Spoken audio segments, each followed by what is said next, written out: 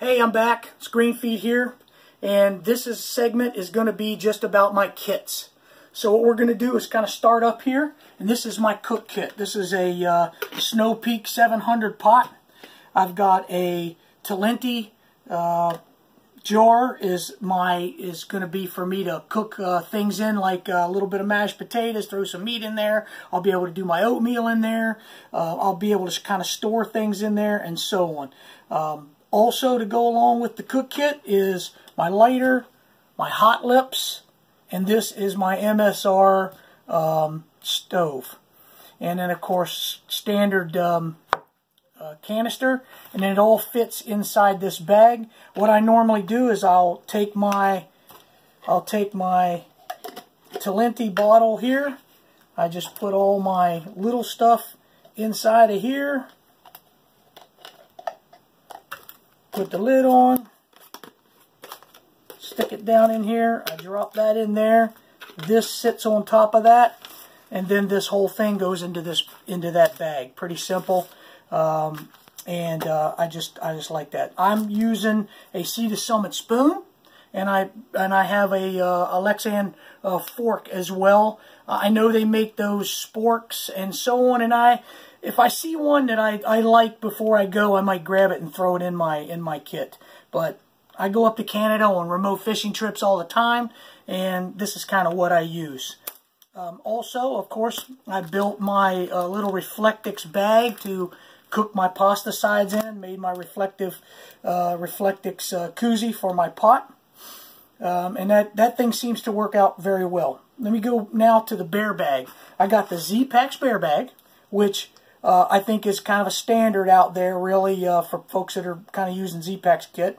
My Z-line, my rock pouch, and something that I'm going to do that's a little different. I have a locking carabiner here, and that is because instead of doing the standard bag hang, I'm planning on using the PCT method. And I saw a great video where it showed about a problem you can have if you don't use a locking carabiner. Your rope in the wind can kind of get through your carabiner, tie it up, and then when you try to pull that thing down, it won't come down. So I'm going to use the locking carabiner. So that kind of gives you an idea of everything that I'm going to use for my food system, for cooking, and so on. Next thing we're going to do is we're going to kind of go here to the electronics. This is probably the heaviest kit that I have in my bag. So starting here at the top, we got the Garmin InReach. This honestly, I probably wouldn't normally carry this, but this was sort of a condition of me going on this trip. So this is going to give family peace of mind. This is my Canon 740 HS camera. This is a great camera. I really like it. I love these little Canon cameras because I'm going to do a little bit of high-res sort of photos and things just for me. The next thing is my Anchor battery. This is the biggest one they make. I want to say it's 25,000 milliamp hours. That's a lot of juice, and I won't kid you, this thing is heavy. But I think it's going to be needed for me. It's going to be cold out there, and I want that energy density in this big battery to help me out. This is my Anchor charger. It's a 4-place. This is my camera battery charger. And then I've got spare battery for my camera. I got one in it, one spare. And this is 3 spare batteries for my headlamp. And here are some SD cards for my camera. Next I'm carrying the standard sort of Black Diamond Storm headlamp. I've got a set of earbuds. I've got my watch, which is a Casio ProTrek triple sensor. So I have a barometer, compass, and an altimeter with me. I won't need it that much. I've got gut hooks. I've got the AWOL guide and so on. But a little peace of mind. And then of course down here is all the cords that kind of go with everything. And that's pretty much it for electronics. Next, we're going to kind of go over my water filtration system, water carrying. You can see here I carry the 700 milliliter and the 1 liter bottle. I've got my tornado cap. I've got just one spare cap for each bottle. My evening water when I go to camp, I'm going to carry this is the Vecto, the Nock Vecto. I like this. There's been some reporting about this thing leaking. All of my tests with it have been just fine. I haven't had any problem. I will tell you that if you don't seal this right, if this is flipped over the wrong way, it will blow out on you. So you definitely have to seal that thing up right. I'm carrying a cut-off Sawyer water bag as my scoop for low water conditions. Obviously here I've got the Sawyer squeeze and I've got my Aquamira. And my plan for water is to use primarily Aquamira in the beginning. And I know it's cold and it takes a little bit of time. I'll throw my Sawyer squeeze on the bottle, camel up, and then I'm going to fill my bottles and I'll put Aquamira in them and then carry them along in over 20 minutes or so. That'll treat that water. I'm not really worried about the water that I can see coming out of the ground, but the bottom line, there are animals in the woods, wild hogs, deer, so on and so on, that muck around in the streams and leave droppings in the streams. And just in case, you could catch something. You could get some Giardia or something like that. Next, we're going to kind of go over a series of kits, really. And this just is going to give you kind of an idea. I'm not going to dive down deep into everything that I'm carrying. Maybe some things I haven't seen on some of the other videos. But this is the sort of my morning brush the teeth, comb the hair, little bit of chapstick. I've got some floss and I've got nail clippers in there. This is my med kit. I have some KT tape, as you can see. I got 3 or 4 Band-Aids. I've got a couple of tincture benzoin swabs. And if you've never done a lot of military work, and we use this in the military to help with blisters, I'll smear a little bit of this on, put that KT tape on there. It'll never come off. I have to soak it off. But that's what I'm really looking for.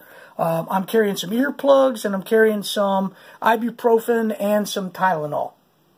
And that's about it for in my med kit.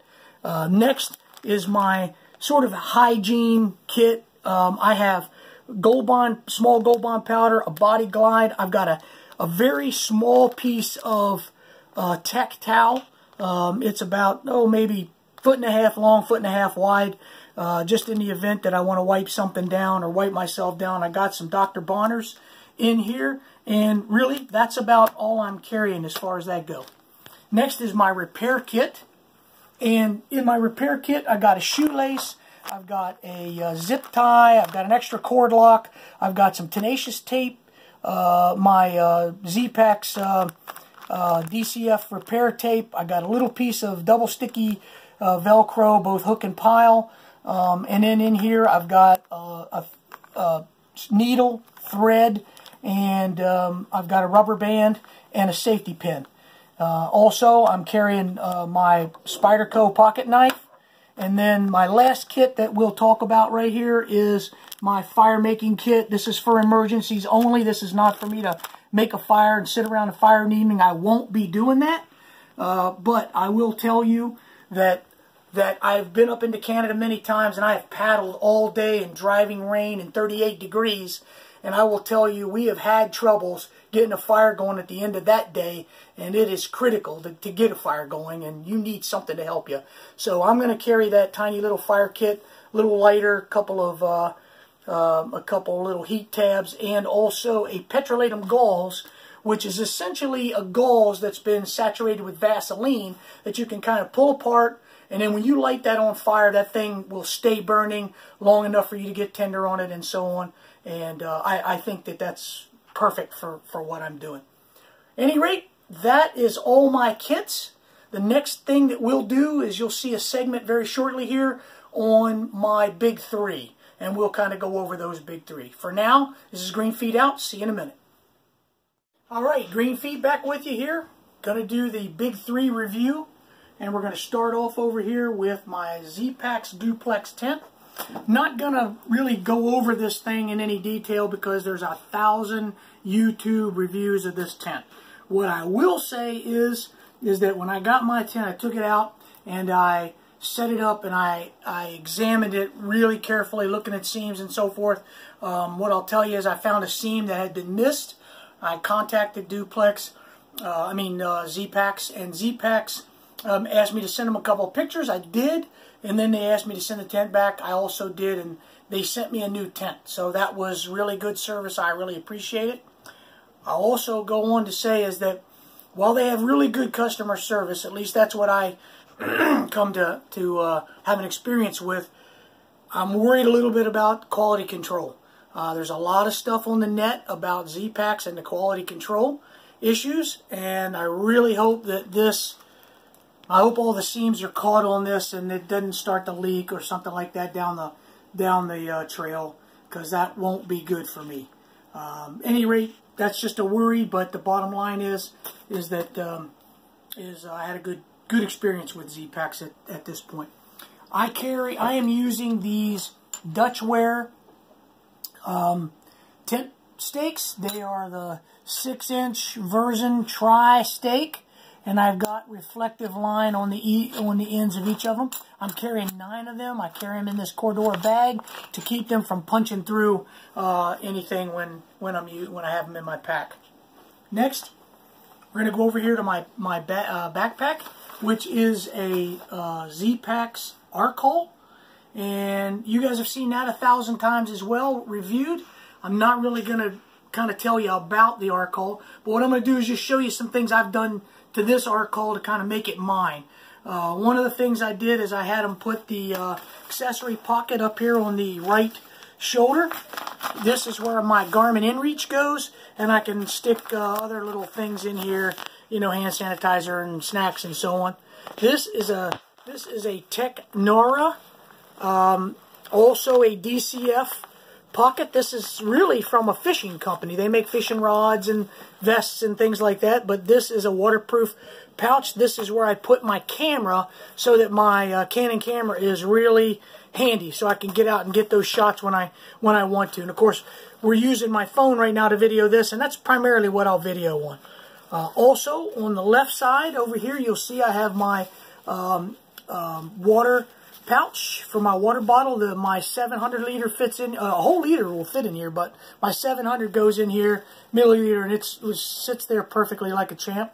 These are also ties that I can either tie up my trekking poles and attach them to me while I'm heading down a long, flat stretch of trail where I don't need them. Also, I can use these to pull my umbrella in close because I'm carrying an umbrella. And I'm just looking at ways so that I can kind of get hands off of that umbrella if I need to. Otherwise, I'll have my hands on it all the time. Down here on the hip belt, you see that I got the hip belt accessory pockets. As everybody has stated, these are very difficult to get in while you're hiking. And so what I'm doing with these, I'm going to leave them on there. I will put things in here that I might need if I stop, whether it be snacks or whether it be anything that I need when I stop and take my pack off. Drop my headlamp down in there when it's not too cold and that kind of thing. But otherwise, I'm not really going to carry a whole lot in these that I need to get to right away. On the back of my pack, the only thing I've done back here is you'll see I've got a little piece of this reflective cord on the back, and I have this hung kind of across here, and this kind of goes a little tight when this pack is full, and I can use this to hang stuff off of, and that's kind of what I've been using this for, is to hang things off of. Next, we've got the Enlightened Equipment Revelation quilt. Mine is a 20-degree quilt. It's 950 down tech. It's 20 denier on the outside, 10 denier on the inside, and I got the regular length and the wide version. When we finish kind of this, what we're going to do is I'm going to show you the rest of my sleep system and kind of what I pair this up with when the temperatures really get down cold, like, you know, into single digits, because this is a 20-degree quilt, and it does not do it by itself if the temperature drops into single digits. I did have this out on about a 15, 16-degree night, and it did okay. I did pair it up with the other stuff that I'm going to show you in a second. But again, just the standard Enlightened Equipment Revelation, and so far so good. I like it. That covers my big three. If you have any questions, comments, or whatever, put them in the comments. And if you got any advice for me, put it in the comments. All right, that's going to about do it for me and my big three. Next up, you're going to see what goes with my sleep system. Thanks.